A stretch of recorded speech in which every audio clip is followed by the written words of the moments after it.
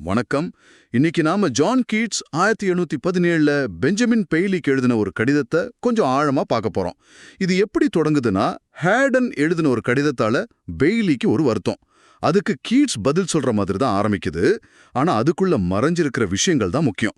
கீட்ஸோட மேதைமை, கற்பனை, உண்மை, வாழ்க்கை பத்தின ஆழமான சிந்தனைகள். அதைத்தான் நம்ம இன்னைக்கு பார்க்க போறோம். வாங்க. சரி. முதல்ல பெய்லியோட அந்த வருத்தத்தை பத்தி பேசும்போது கீட்ஸ் ஒரு இன்ட்ரெஸ்டிங்கான பாயிண்ட் சொல்றார்.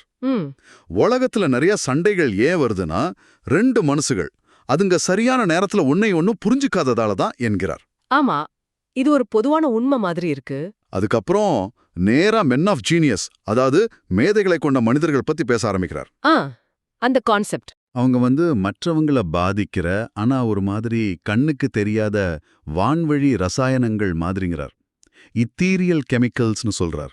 சரி, அதாவது அவங்க தாக்கம் செலுத்துவாங்க, ஆனா ஆனா அவங்களுக்குன்னு ஒரு தனிப்பட்ட உறுதியான குணம், டிட்டர்மின்டு கேரக்டர் இருக்காதாம். ஓ அப்படி உறுதியான குணம் இருக்கிறவங்கள மென் ஆஃப் பவர், அதாவது ஆற்றல் மிக்க மனிதர்கள்னு தனியா சொல்றார். இது கொஞ்சம் வித்தியாசமா இருக்குல்ல? ஆமா, இதுதான் இங்க ரொம்ப சுவாரஸ்யமான விஷயம்.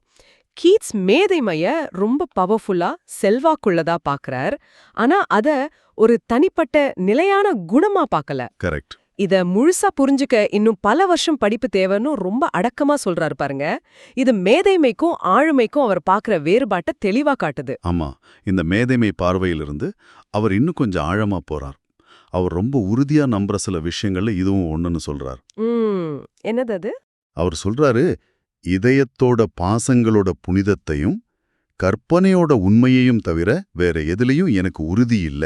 ஆஹா, அது மட்டும் இல்ல, கற்பனை எது அழகுன்னு நினைக்கிறதோ அது உண்மையாத்தான் இருக்கணும். அது இதுக்கு முன்னாடி இருந்ததா இல்லையாங்கிறது முக்கியமே இல்லைங்கிறார். ரொம்ப ஆழமான வரி இது. அதாவது கற்பனைங்கிறது சும்மா ஒரு பொழுதுபோக்கு இல்ல, அதுவே ஒரு உண்மையை உருவாக்க முடியும்னு சொல்றார். ஆமா, இத புரிய வைக்க ஆதாமோட கனவை உதாரணமா சொல்றார். ஆதாம் தூங்கி எந்திரிச்சு பார்க்கும்போது கனவுல பார்த்தது அப்படியே உண்மையா இருந்ததாம். ஓ, ஆனா வெறும் தர்க்கம், அதாவது கான்சிக்வென்டிவ் ரீசனிங் மூலமா உண்மையை அடைய முடியுங்கிறத அவரால ஏத்துக்கவே முடியலன்னு சொல்றார். இது தர்க்கத்தை விட கற்பனைக்கு அதிக முக்கியத்துவம் கொடுக்கிற பார்வை. அப்போ உண்மைங்கிறது வெளியே மட்டும் இல்ல, நம்ம மனசுக்குள்ள கற்பனையிலையும் உருவாகுதுன்னு கீட்ஸ் நம்புறார். அப்படிதானே? மிகச்சரியா. அதத்தான் அவர் திரும்ப திரும்ப வலியுறுத்துறாரு. இது அவர் வாழ்க்கையை பார்க்கிற விதத்திலையும் தெரிய வருது. ஆமா, அதனாலதான் அவர் ரொம்ப தெளிவா சொல்றார், ஓ சிந்தனைகளை விட உணர்வு நிலையின் வாழ்க்கைக்காகன்னு. சொர்க்கம்ங்கிறது கூட நாம இந்த பூமியில உணர்ந்த விஷயங்களோட ஒரு மறுபதிப்பு மாதிரி தான் இருக்கும்னு சொல்றார். குறிப்பா உணர்வு நிலையில சந்தோஷப்படுறவங்களுக்கு அது நிச்சயமா கிடைக்கும்னு நம்புறார். இத நாம இன்னும் கொஞ்சம் பெரிய கான்டெக்ஸ்ட்ல வச்சு பார்க்கணும். கீட்ஸ் வாழ்க்கையோட நேரடி அனுபவங்கள், உணர்ச்சிகள், கற்பனை வழியா வர்ற புரிதல்கள், இதுக்கெல்லாம் பயங்கர மதிப்பு கொடுக்கறார். சரி. ஒரு பழைய பாட்டு கேட்கும்போதோ இல்ல ஒரு குரலை கேட்கும்போதோ எப்படி பழைய நினைவுகள், உணர்வுகள் எல்லாம் திரும்பி வருதோ, அதே மாதிரி கற்பனைங்கிறது மனசுக்கு தானாவே ஒரு வெகுமதியை கொடுக்கும்னு சொல்றார். இது பெய்லியோட அணுகுமுறைக்கு எதிரா இருக்குல்ல? அவர் உண்மையை தர்க்க ரீதியா தேடுறவர். ஆமா, ரொம்பவே வித்தியாசமானது. கீட்ஸ் சொல்ற மாதிரி, உங்க ஜன்னல் முன்னாடி வர்ற குருவியோட வாழ்க்கையில கூட நான் பங்கு கொள்வேன் அப்படிங்கிறது. அதாவது தத்துவ விசாரணை எல்லாம் தாண்டி அந்த நேரத்துல இருக்கிற உயிர்ப்போட ஒன்றி போறது. மத்தவங்களோட கஷ்டத்தை பத்தி அவர் யோசிக்கிற விதம் கூட கொஞ்சம் எப்படி சொல்றது, தனித்துவமா இருக்கு. எப்படின்னு சொல்றீங்க? அவர் நினைக்கிறாரா, சரி அதை தவிர்க்க முடியாது போல, அவர் தன்னோட ஆன்மாவின் வளங்களை முயற்சி செஞ்சு பார்க்கறதுல விதத்துல சந்தோஷப்படுவார் அப்படின்னு.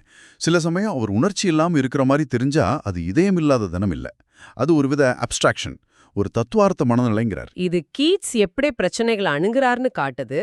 அப்போதைய தருணத்துல கவனம் செலுத்துறது, இயற்கையில ஆறுதல் தேடுறது, கஷ்டங்களை ஏதோ தன்னோட உள் வலிமைய சோதிக்கிற ஒரு வாய்ப்பா பாக்குறது. ஆமா, இது திரும்பவும் அவர் உணர்வு நிலைக்கும் கற்பனைக்கும் கொடுக்கிற முக்கியத்துவத்தை தான் காட்டுது. சரி, இவ்வளவு விஷயங்களை இந்த கடிதத்துல பார்த்த பிறகு மொத்தமா நமக்கு என்ன தெரிய வருது?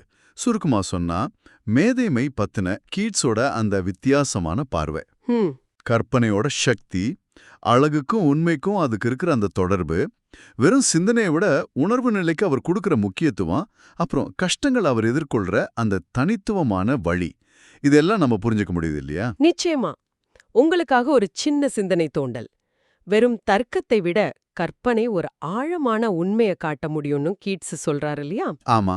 இந்த கற்பனை சார்ந்த உண்மை இல்லைனா சிந்தனைய விட உணர்வு நிலைங்கிற இந்த கருத்த உங்க சொந்த அனுபவங்களையும் இந்த உலகத்தையும் நீங்க புரிஞ்சுக்க எப்படி பயன்படுத்தலாம்? அத கொஞ்சம் யோசிச்சு பாருங்களேன்.